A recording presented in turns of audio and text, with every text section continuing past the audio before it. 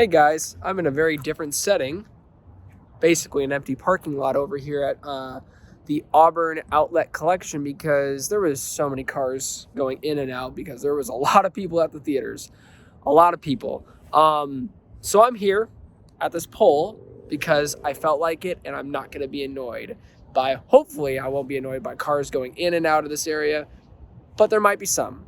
But we will get through this, guys, because I just got out of No Time to Die, Daniel Craig's final performance.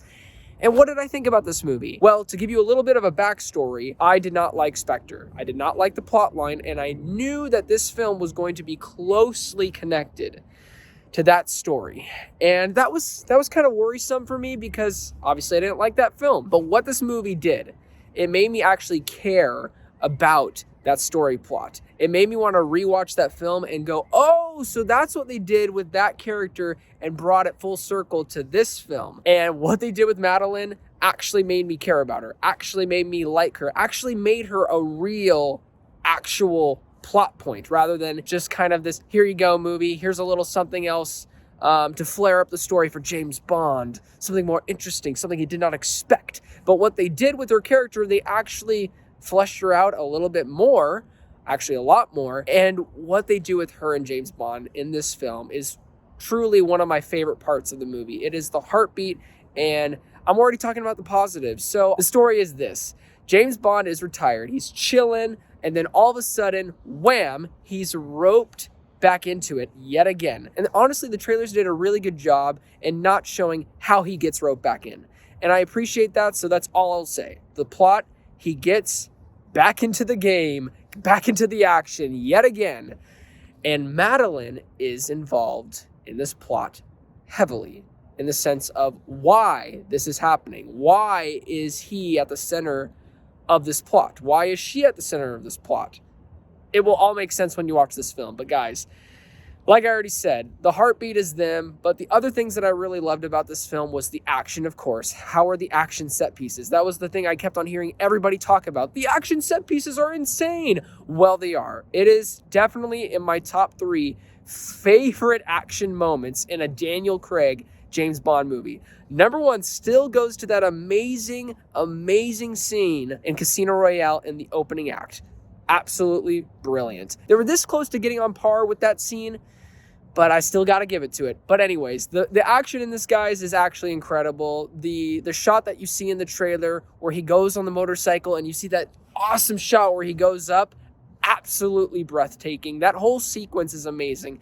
There are like 4 or 5 big action moments in this film, but it doesn't detract from the story. Everything moves, and that's another thing that I liked. The pacing. The pacing is so good. It's not like Quantum of Solace where there's a little bit of information, then action, information, action. All sequences have a purpose. The action makes sense why there is action. Why is there dialogue happening in the action or outside of the action? Let's have a chill moment. It all makes sense. It's a very cohesive plot, and I thoroughly enjoyed it. And really, this movie reminded me of The Dark Knight Rises, where you take this character where they're just tired. They just want to retire. They're like, hey, can I just peace out, chill at the beach, just live in my mansion? I just want to do me. But no, they are called and they are chosen to help.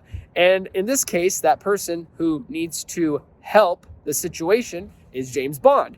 And what they did with this film that so reminded me of Dark Knight Rises is this epic tale of a character who has to rise above the approach, has to rise above the occasion. And what they did with James Bond in this film, especially near the third act, absolutely blew my expectations away. I knew where they were going. I knew exactly where they were going, but that didn't matter because I was still impacted. Emotionally, it was so big. Also, guys, I have to mention the score is done by Hans Zimmer, and he does it yet again. He has 2 movies now with a score out, Dune and No Time to Die. It's one of my favorite scores next to Casino Royale. I haven't felt a score in a James Bond film that hit me this deep since that film. And now to move into some nitpicks about this film because it's not perfect.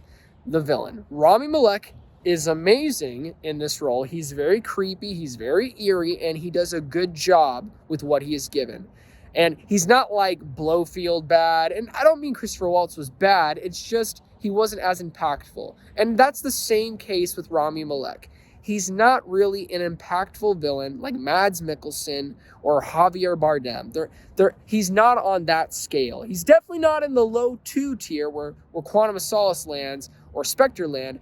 He's in that mid tier where he's passable and he's a good threat for what the movie needs, but he's barely in the film, kind of like the same issue that they had with Spectre, and he's just not that engaging of a character. He's just not that engaging of a plot point in this film, and they do a really good job to introduce him and why he's doing what he's doing. I'm not discrediting that.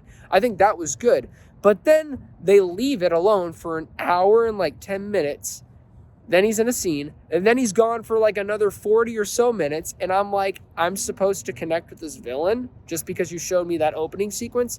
I don't know. I digress. That is really my only issue with this film. No Time to Die is worth the price of admission. It is one of the best movies of the year. It's one of the best James Bond, Daniel Craig films, and I think you will enjoy this film. So I'm going to give No Time to Die a 9 out of 10.